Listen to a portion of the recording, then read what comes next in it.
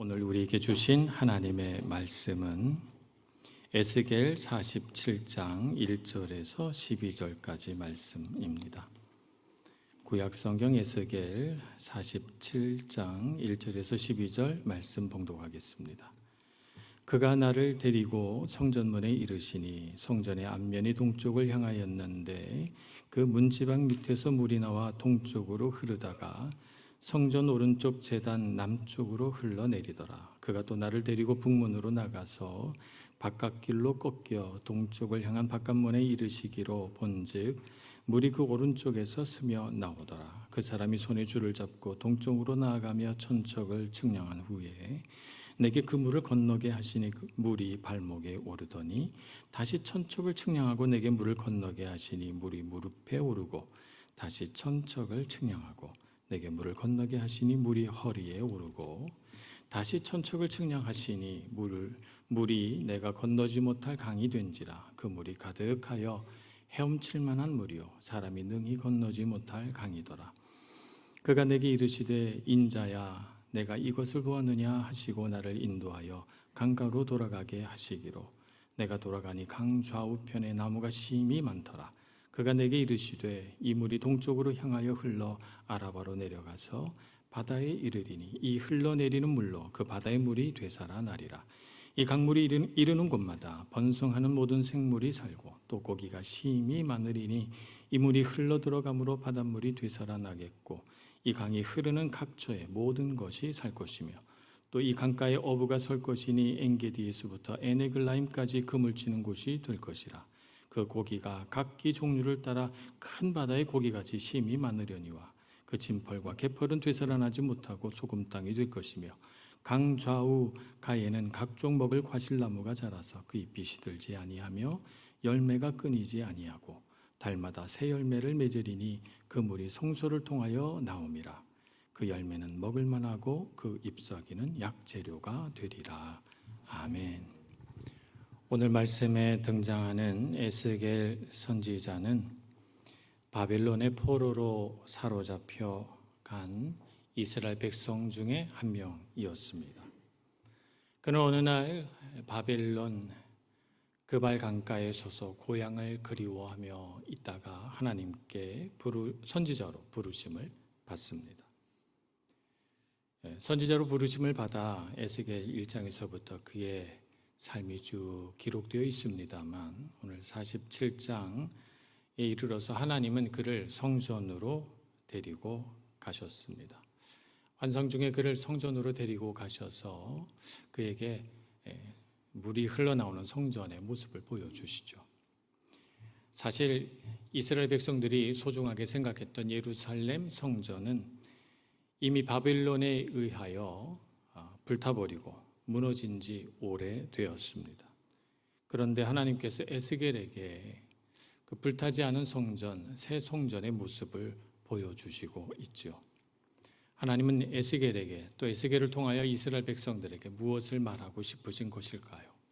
오늘 그의 하나님의 음성에 귀를 기울여 보기를 소원합니다. 먼저 우리가 살펴봐야 할 것은 에스겔서 8장에 나타난 성전의 모습입니다. 에스겔서 8장에 보면 하나님께서 에스겔을 타임머신을 타고 간 것처럼 과거로 데리고 가십니다. 과거에 예루살렘의 성전, 이스라엘이 바벨론에 의해서 성전이 불타기 전의 모습이 어떠했는가 하는 것을 보여주시기 위해서 과거 예루살렘 성전의 장소로 그를 데리고 가서 성전 내부를 구석구석 보여주십니다. 그런데 그는 그곳에서 충격적인 장면을 보게 됩니다. 사방 벽에 각종 곤충의 모습이 그려져 있고 가증한 짐승들, 여기서 가증한 짐승들이란 하나님 앞에 부정한 짐승들, 곧 뱀 같은 다리 없는 짐승들을 의미하는 것입니다. 이런 짐승들의 모습이 새겨져 있고 또 우상의 모습도 그려져 있는 것을 보게 됩니다. 한 벽을 허무니까 그곳에는 은밀한 곳에 숨어서 향로를 들고 우상에게 분향하고 있는 장로들의 모습을 보게 되었으며 여인들은 바벨론의 우상인 담무스 우상을 위해 애곡하고 있었으며 제사장들은 여호와의 성전을 등지고 태양신을 향하여 절하고 있었습니다. 성전이 바빌론에게 무너지기 전 이스라엘 백성들에게 성전은 더 이상 하나님을 만나는 곳이 아니라 온갖 욕심과 자기 바램으로 우상을 숭배하는 곳이 되어 있었던 것입니다. 하나님을 향한 예배는 잊어버린 채 성전의 화려한 겉모습만 의지해서 여기 성전이 있으니 하나님이 우리를 지켜주실 것이야 라고 맹목적인 신앙에 빠져 있었던 이스라엘의 모습을 보여줍니다. 건물이 우상이 되어버린 백성들의 영적인 착각을 깨트리기 위하여 하나님은 이 예루살렘 성전을 무너뜨려 버리셨던 것입니다. 삶이 뒷받침되지 않는 신앙, 하나님을 향한 예배가 살아있지 않은 성전은 아무런 힘이 없으며 오히려 심판의 대상이 될 뿐이라는 사실을 에스겔에게 분명히 보여주셨습니다. 그리고 시간이 흘러 에스겔 47장에 이르러 하나님은 에스겔에게 새롭게 세워진 성전 하나를 보여주십니다. 메마르고 물이 귀한 이스라엘 땅에서 물은 생명이나 다름없습니다. 그런데 놀랍게도 에스겔에게 보여주신 이 성전의 문지방에서 물이 솟아나 흐르기 시작합니다. 그 솟아난 물이 흘러가는 방향은 동쪽을 향하여 흐르다가 남쪽으로 그 진로를 바꿔서 사해를 향해 흘러가기 시작합니다. 물의 근원이 성전이라는 것은 어떤 의미일까요? 진정한 회복과 생명은 오직 하나님께로부터 나온다라고 하는 것을 의미하는 것입니다. 하나님으로 인하여 회복이 되고 생명의 근원이신 하나님을 만나야 우리 삶에 참된 기쁨이 있다는 사실을 성전에서 흘러나오는 물로 상징적으로 보여주고 있는 것입니다. 그러니까 성전에서 가장 중요한 것은 무엇입니까? 하나님께 예배하는 것입니다. 예배가 상실된 성전은 심판의 대상이 될 뿐임을 이미 말씀하셨습니다. 그러나 하나님을 향한 진정한 예배가 드려지는 성전은 하나님의 거룩한 보좌로부터 생명과 은혜가 공급될 것이다 라고 하는 것을 에스겔 47장 물이 흘러나오는 성전의 모습으로 우리에게 보여주십니다. 요한복음 4장 23절에서 예수님은 이렇게 말씀하신 적이 있습니다. 아버지께 참되게 예배하는 자들은 영과 진리로 예배할 때가 오나니 곧 이때라. 아버지께서는 자기에게 이렇게 예배하는 자들을 찾으시느니라. 예배하는 자들을 찾으십니다. 하나님을 향하여 영과 진리로 참되게 예배하는 자들. 몸만 와 있고 마음은 다른 곳으로 가 있는 그런 성도가 아니라 정말 가슴 깊이 하나님을 향하여 갈급한 성도들. 그래서 하나님을 만나기 위하여 어떤 악조건도 무릅쓰고 어떤 대가 지불도 마다하지 않고 주님 앞에 예배하기 위하여 달려온 사람들, 그 사람들을 하나님은 귀하게 여기시며 그 사람들을 통하여 영광 받으시는 줄로 믿습니다.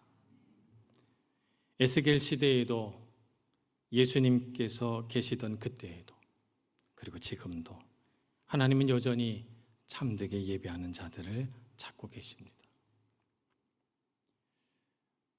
25년 만에 우리 성전 외벽을 단장했습니다. 그동안 비가 새고 또 콘크리트가 부식이 되어 자꾸 떨어지니까 혹시 사람들이 다칠까 걱정도 되고 벼르고 별렀다가 성전 외벽을 안전하고 또 우리가 편안하게 예배드릴 수 있도록 잘 마련했습니다. 또 좋은 스피커 설치하여 시스템도 업그레이드 했습니다.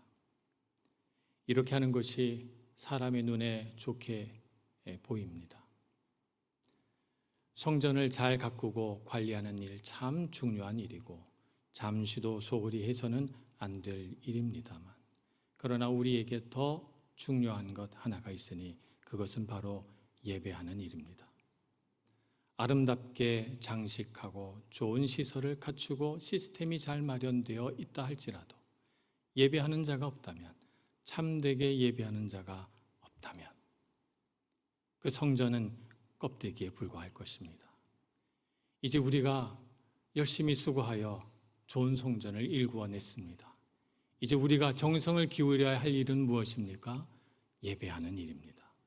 힘을 다하여 예배하고 정성을 들여 예배하고 참된 예배자, 곧 하나님이 찾으시는 그 사람이 되어 이 거룩한 장소를 채우는 일입니다. 예루살렘 성전도 솔로몬이 건축한 아름다운 성전이었으며 시설적인 면에서 부족함이 없었습니다. 그러나 하나님을 향한 진실한 예배가 죽어버렸을 때 하나님은 그 건물을 미련 없이 허물어 버리셨습니다. 오늘 우리가 이 성전을 가득 채워야 하는 것은 무엇입니까? 바로 하나님을 향한 진정한 예배인 줄로 믿습니다. 시스템과 건물보다 더 중요한 것, 성전을 성전되게 하고 교회를 교회되게 하는 것, 그것은 바로 예배이기 때문입니다. 하나님을 향한 참된 예배를 드릴 때 우리는 그 거룩한 보좌로부터 생명의 물이 흘러나와 우리를 회복시키는 것을 경험하게 될 것입니다. 예배는 생명의 근원이신 하나님을 만나는 시간이며 하나님과의 관계가 회복됨으로써 우리 삶의 진정한 치유와 회복이 일어나는 시간이기도 합니다. 예배를 통해 하나님의 보좌로부터 흘러나오는 생수를 맛보는 우리 밀라노 한인교회가 되기를 간절히 소원합니다. 이사야 선지자는 그래서 우리를 그 생명의 물로 초대하시는 말씀을 하신 적이 있습니다.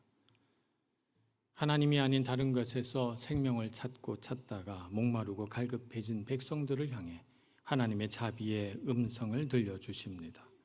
이사야서 55장 1절입니다. 오호라 너희 모든 목마른 자들아 물로 나오라. 돈 없는 자도 오라. 너희는 와서 사 먹되 돈 없이 값 없이 와서 포도주와 젖을 사라. 목마른 자들아, 생명의 근원이 어디에 있는지 분명히 보라. 그리고 내게로 와서 먹고 마시고 만족하게 되며 기뻐하는 삶을 살라 우리를 부르십니다. 세상을 향해 무언가 나를 채울 것이 있는가 목마른 심정으로 많은 대가를 지불하며 살았던 백성들아, 내 앞에 와서는 값없이 돈 없이 와서 먹고 마시라. 이렇게 우리를 초대하십니다. 생명을 주신 분 하나님이시고 그 생명을 만족하게 하시는 분도 하나님이시고 그 생명을 충만하게 하시는 분도 하나님이신 줄로 믿습니다. 사람은 하나님을 만날 때 참된 평안과 안식을 얻을 수 있으며 하나님을 만남으로써 생명을 얻고 더 얻어서 풍성한 열매를 맺기에 이를 것입니다. 그러니 여러분, 주님을 만나는 진정한 예배를 하나님 앞에 올려드립시다. 시편 1편 3절은 하나님을 경외하며 예배하는 자의 삶을 이렇게 표현합니다. 그는 시냇가에 심은 나무가 철을 따라 열매를 맺으며 그 잎사귀가 마르지 아니함 같으니 그가 하는 모든 일이 다 형통하리로다. 오늘 에스겔서 47장 12절도 마찬가지입니다. 강 좌우가에는 각종 먹을 과실나무가 자라서 그 잎이 시들지 아니하며 열매가 끊이지 아니하고 달마다 새 열매를 맺으리니 그 물이 성소를 통하여 나옴이라. 성소를 통하여 흐르는 생명의 물을 먹고 마심으로 기력이 회복되고 영이 소생하는 우리 모두가 되기를 간절히 소원합니다. 이렇게 예배는 우리에게 생명입니다. 예배는 우리에게 참된 만족과 기쁨을 줍니다. 그래서 요한복음 7장 37절에서 38절에서는 예수님은 이렇게 말씀하셨습니다. 누구든지 목마르거든 내게로 와서 마시라. 나를 믿는 자는 성경의 이름과 같이 그 배에서 생수의 강이 흘러나오리라. 예수님께서 이 말씀을 하신 때는 초막절이었는데 그날에는 전통적으로 실로암 연못에서 물을 길어 그 기름물을 가지고 성전으로 올라갈 때 백성들이 그 뒤를 쭉 따라 올라가며 찬송을 하다가 성전에 이르러서는 그 실로암에서 또 온 물을 성전 제단에 부음으로 그 의식이 맞춰집니다. 예수님은 이 초막절 의식을 보시면서 누구든지 목마르거든 내게로 와서 마시라. 나를 믿는 자는 성경의 이름과 같이 그 배에서 생수의 강이 흘러나오리라 말씀하신 것입니다. 예수님의 말씀은 사람이 구하는 참된 생수는 바로 예수님에게서 흘러나오며 예수님이 바로 하나님이 보내신 생명 그 자체임을 우리에게 설명해 주고 있는 것입니다. 죄 가운데 목마른 심정으로 자기 힘으로 아무리 발버둥치며 살아도 이 팍팍한 광야 같은 인생에서 벗어날 길이 없는 우리 인생을 향하여 예수님만이 구원이시며 예수님만이 우리를 죄에서 해방시킬 참된 구원자이심을 말씀해 주고 있는 것입니다. 예수님의 십자가 은혜를 붙들고 사는 모든 사람들은 죄의 묶임이 풀어지며 심판과 형벌이 사라지며 그들에게 영원한 생명이 주어질 것을 아시기에 내게로 와서 마시라 이렇게 초대하고 있는 것입니다. 예수 그리스도의 십자가 은혜를 붙들고 하나님께 나아가기를 소망합니다. 그러면 그분을 통하여 생명의 근원이신 하나님의 그 생명이 우리에게로 흘러 들어올 줄로 믿습니다. 하나님께서 주시고자 하는 생명의 물은 이렇게 예수 그리스도를 통하여 우리에게 흘러 들어옵니다. 그런데 이 물에는 한 가지 특징이 있습니다. 이 물은 흐른다는 것입니다. 성전의 물이 닿기 전에 사해는 염분이 너무 높아서 어떤 생물도 살 수 없는 죽음의 바다였습니다. 사해가 그렇게 된 이유는 물을 흘려보내지 않고 가두어 두기만 했기 때문입니다. 흘려보내지 않고 받기만 하면 더 많아지고 더 풍성해지는 것은 아닐까 일면 그런 생각도 들지만 하나님께서 만드신 자연의 원리는 흐름을 멈추고 가두어진 물은 썩고 부패한다는 것입니다. 생명이 흐르게 하는 것이 예배입니다. 흘러야 합니다. 흐르는 물에 손을 넣을 때는 같은 물에 손을 2번 넣을 수 없습니다. 흐르는 물은 매 순간이 새롭습니다. 예배를 통해 하나님을 만난다라고 하는 것도 흐르는 물과 같습니다. 흐르는 물에 손을 넣을 때 같은 장소에 앉아서 같은 곳에서 물에다 손을 넣지만 그가 손을 넣을 때마다 그가 만지는 물은 매번 새로운 물입니다. 물이 흐르기 때문이죠. 우리가 같은 장소에서 하나님께 예배드립니다. 같은 시간, 같은 장소에서 하나님께 예배하지만 예배가 정말 살아있는 예배가 되려면 그 예배가 흘러야 합니다. 새로워야 합니다. 매 순간이 새로워야 합니다. 하나님을 향한 찬양이 새롭고 하나님을 향한 우리의 마음이 새롭기를 소원합니다. 하나님의 말씀이 우리 마음에 새롭게 들리기를 소원합니다. 진정으로 하나님을 경외하며 진정으로 하나님을 갈망하며 진정으로 하나님을 신뢰하는 생명의 예배를 드리기 소원합니다. 그래서 매 순간 예배가 어쩌면 이렇게 좋을까? 매 순간의 예배가 어찌 나에게 이렇게 새로울까? 예배 때마다 감동하고 감격하는 저와 여러분 모두가 되기를 소원합니다.